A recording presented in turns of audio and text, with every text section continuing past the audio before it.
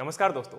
भारत में जो खेती योग्य भूमि है उसके ऊपर बहुत बार आपने देखा होगा इस प्रकार की जल भराव की समस्या रहती है और लंबे समय तक ये जल जब इस जमीन के ऊपर भरा हुआ रहता है तो जो आपका जमीन के अंदर नमक होता है वो भी जमीन की सतह पर आकर जमना स्टार्ट हो जाता है और इस प्रकार से एक सफेद चादर के रूप में पूरी की पूरी जमीन पर बिछ जाता है। अब इसके कारण पूरी की पूरी जमीन जो है एक तो लवणीकरण यानी कि जमीन जो है उसके अंदर नमक की मात्रा काफी ज्यादा हो चुकी है।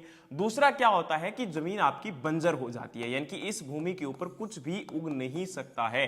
तो यहां पर ऐसा क्या किया जाए कि जो आपकी पानी की समस्या है इससे भी निजात मिले और धीरे धीरे आपका जो जमीन एक प्रकार से उसमें नमक की मात्रा ज्यादा होती जा रही है उसको भी आपका कंट्रोल किया जा सके। तो इसके लिए हम एक टेक्निक को अडॉप्ट करते हैं और उसका नाम दिया जाता है आपका बायो ड्रेनेज। यानी कि अब इसमें क्या किया जाएगा, जमीन के ऊपर पौधों का प्रयोग कर कर यानी कि पौधों को लगाया जाएगा।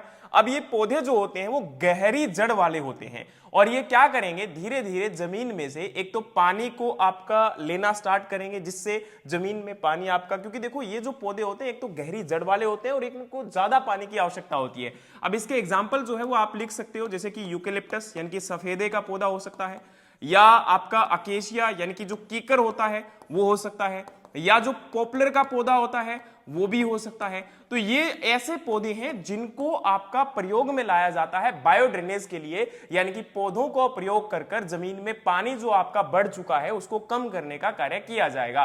तो इससे एक तो एनवायरमेंट यानी कि जो हमारा पर्यावरण है वो साफ रहेगा, सुरक्षित रहेगा।